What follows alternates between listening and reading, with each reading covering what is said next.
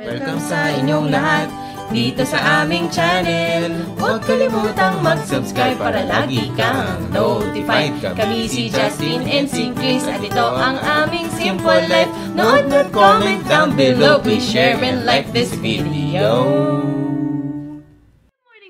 Doodles, welcome back to another episode of the JK Vlogs. So this is my current setup right now. It's 5:41 in the morning. Mag-upload tayo ng another vlog.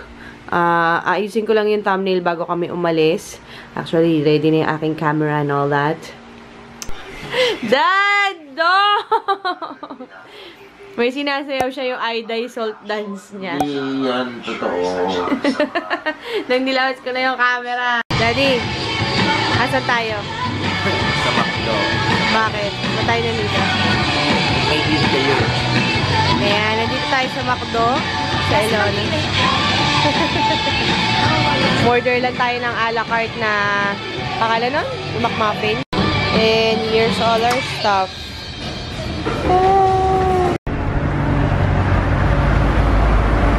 Ayan guys, hindi ko talaga sure kung ano nang itsura ko ngayon. Pero malamang, magulo yung buho ko. Dito na pala kami sa ano ba to? Parang pa SX na to eh, kasi pupunta tayo sa Batangas. Kasi today, we have a pre-up shoot, pero kakain muna tayo sa Jollibee.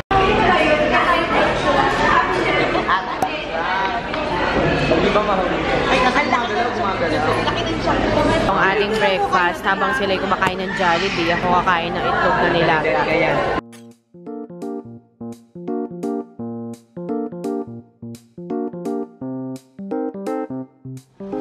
Tanggalin natin yung fry na. Sobrang init, nakakaloka. Pero ito yung mga klase ng init na ang ganda sa camera. Pero ang sakit sa damdamin kasi wala pa naman akong sunblock na yung nakalimutan ko.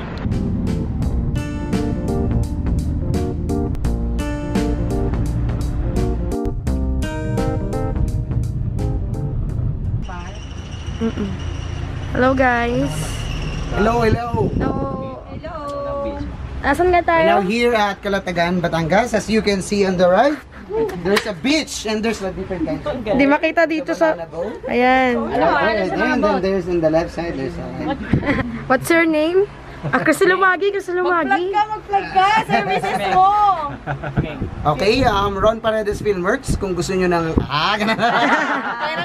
Perang clips Insert natin. In-insert nga nun. Ay, talaga? Hello, Bishop. Hi. Yan, ang ating mga team. Sila Mami. Hello po. It's like our page, Facebook/Ron Paredes Filmworks. Press like button. Pwede na gawa ng sariling vlog. Ilang minutes pa, Bishop? Wala. Oh, sabi ng ate ko, galing niya talaga mag-makeup. Wow. Sorry. Grabe naman. Nanurin kaya kita. Yan ang ating bride. Napakaganda, di ba? Diwata. Ayan, ang aking assistant na si Elona. And ito ang kanyang OOTD kapag mag-a-assist. Sige na, takbo ka na doon. Nandun na sila.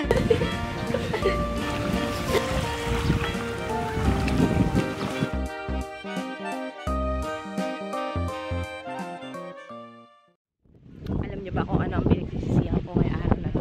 Yung hindi ako nagdala ng sleeveless. Kasi ayoko ng farmer's tan. Kaya tinataas ko ang aking sleeves para at least papano pag nainitan tayo, pantay pa rin. And look at how beautiful this place is. Like seriously. So maganda. One of the best decisions ang magsuot ng chinelas na waterproof.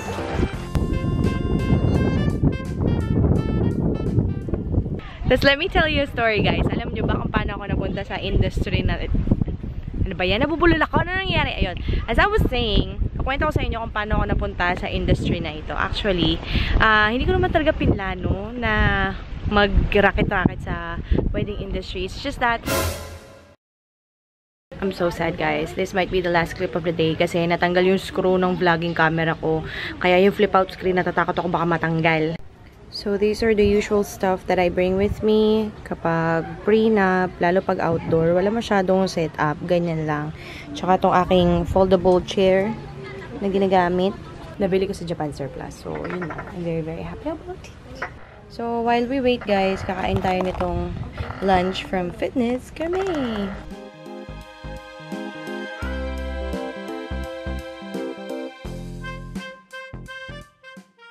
Since it's a lot less windy now, siguro mga 5:30 na ng gabi ngayon, and sobrang ganda ng sunset dito.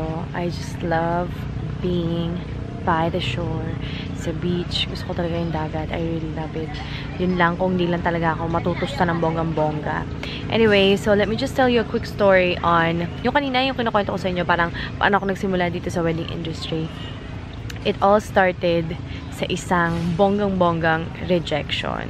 I don't know if you can remember my 50K video celebration. I will have that link dun sa baba, or i-click niyo yung I button. Nakwento ko dun na yung sister ng ex ko dati, na talaga naman, nuknukan ng bait. Anyway, so yun. So yung sister ng ex-boyfriend ko, na siya sana talaga yung unang-una kong wedding client. But then again, due to some differences, nakalimutan ko na ano nga ba naging dahilan. Basta may naging issue nun, tapos walang pagdadalawang isip, bigla siyang cancel everything. Kahit alam niya, that same day, bumili na ako ng mga gamit. So, ayun. So, dahil hindi ko alam kung anong gagawin ko doon sa mga gamit na nabili ko nung umaga, sabi ko, ano bang gagawin ko dito? Nalugi ata ako ng 3,000. Anong gagawin natin? So, mayroong desperation na kahit pa paano ma-offset. So, yung goal ko na ma-offset yung lugi ko led me to being here. So, ano matututunan natin doon, guys? Minsan kasi, may mga pagkakamali and meron din tayong mga pinagdaanan na talaga naman nag-cause sa atin to feel an incredible amount of pain. Na maraming ganun eh. Lalo sa buhay ko, marami akong ganun na sana hindi na lang nangyari ito para hindi ako nasaktan. Pero kung iisipin mo, diba, if you're gonna look in retrospect, siguro yung mga bagay na magagandang nangyari sa buhay natin because of all those people who rejected us. And I'm so happy na she canceled everything, because if she didn't, I wouldn't be here. So kahit medyo walang klaro siya kausap, ayun, something good came out of it.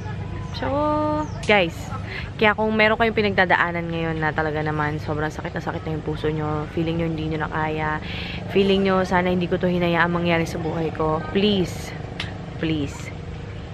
know that it will come to pass. Diba sabi nga nila, nothing will stay forever, so you will not forever be miserable, you will not forever be unhappy or depressed, kasi lahat yan, ang buhay natin, ups and downs. Kasi kung up lang, parang, diba, sabi ko nga din sa previous video ko, kapag hindi kayo nakakaranas ng mga kalungkutan, hindi nyo ma-appreciate yung mga simple beauty or simple happiness in life. Tapos nga pala, merong sobrang special na mangyayari bukas. Tomorrow is gonna be the 18th. Tama, April 18th. And I'm very excited because alam nyo naman, tagal ko na pinapangako sa inyo yung makeup collection, diba? So, I'm working on it. I think the last batch ng makeup na inaantay ko will arrive bukas in preparation for the makeup collection. And I'm also working on, anong tawag dito dun sa aking hidden vanity. Please be patient kasi hindi naman ako hindi ako legit na interior designer, so may mga bagay akong hindi ko makalkula ng mabilisan sa aking utak, but I'm working on it. I'm really working on it. And yun lang, guys. Thank you so much for watching. I hope that you enjoyed this video and bye-bye. Ayan guys, itong ating client. Medyo hulas-hulasan na ang effect kasi kanina pa kami ditong init-init. Madam, what can you say about our services naman? Thank you, Rochelle. Highly recommended. Yeah, thank you so much. I'll leave my contact info below.